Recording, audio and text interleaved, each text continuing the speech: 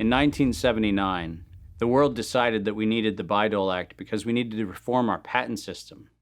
And one of the modifications was we allowed recipients of federal funding to patent and retain economic interest in the research that the public paid for. You get a $5 million grant from the taxpayer, and then you get to charge the taxpayer a premium for the technology they paid to develop. Pfizer is going to get nearly $2 billion. Moderna receiving $438 million in taxpayer money. And yet both companies have said they will not sell the vaccine at cost. They're going to make a profit on it. Should pharmaceutical companies profit off this vaccine research that taxpayers have helped fund?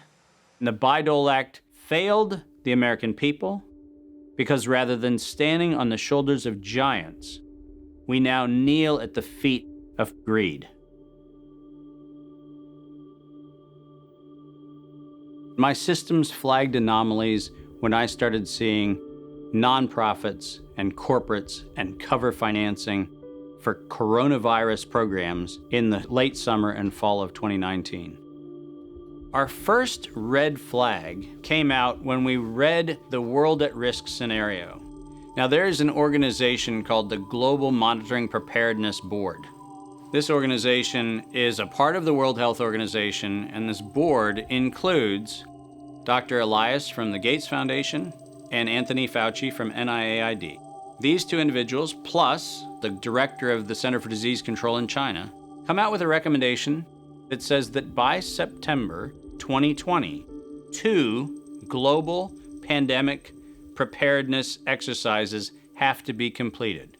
And one of them has to be done on the release of a respiratory pathogen that then gave rise to an October event, Event 201. On behalf of our partners in the Bill and Melinda Gates Foundation. Event 201 took place 5 months before COVID-19 was declared a pandemic.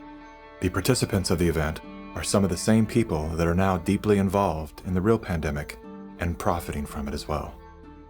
Event 201 was a scripted, multi-camera, live event that was broadcast globally via the internet.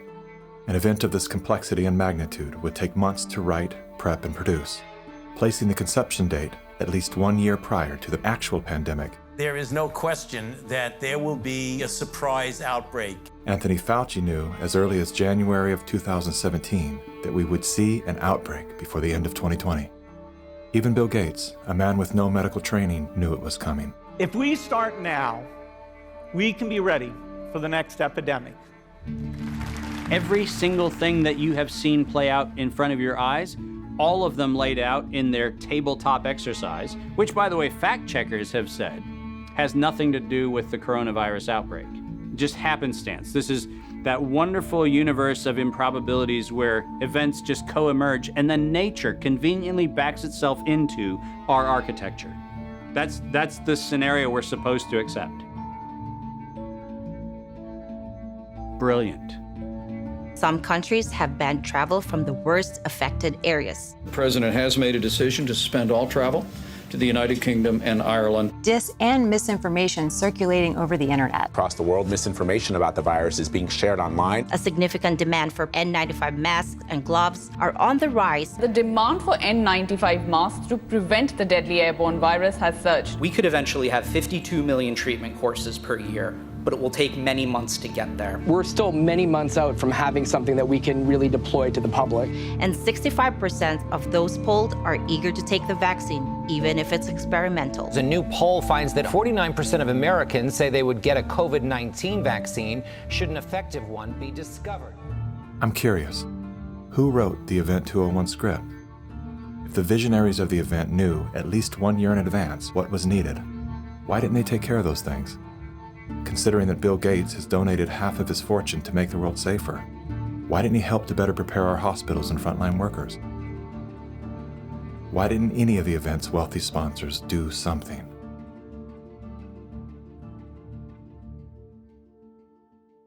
Now here we are. We didn't simulate this, we didn't practice. On behalf of our partners in the Bill and Melinda Gates Foundation. So both the health policies and economic policies, we find ourselves in uncharted territory. Event 201 was not the first scripted exercise to prophesize the future with astonishing accuracy. Leaders of global health and business have been seeding reality with fictional scenarios for several decades. The scenario obviously is fictional. 1 year prior to Event 201, many of the same sponsors, hosts, and actors came together to produce a tabletop pandemic simulation for a fictional virus they branded Clade X. 1 year to produce a vaccine for this is too long. We should have stockpiled, we didn't, but we're going to have to look at that vaccine question to see if we can speed up the delivery. And if we do not have the public with us, we're in big trouble. In 2010, the Rockefeller Foundation released a 54-page document called Scenarios for the Future of Technology and International Development. Page 18 features the pandemic scenario, Lockstep, a world of tighter top-down government control and authoritarian leadership, with limited innovation and growing citizen pushback. China's government was not the only one that took extreme measures to protect its citizens from risk and exposure. During the pandemic, national leaders around the world flexed their authority and imposed airtight rules and restrictions, from the mandatory wearing of face masks to body temperature checks at the entries to communal spaces like train stations and supermarkets. Even after the pandemic faded, this more authoritarian control and oversight of citizens and their activities stuck and even intensified.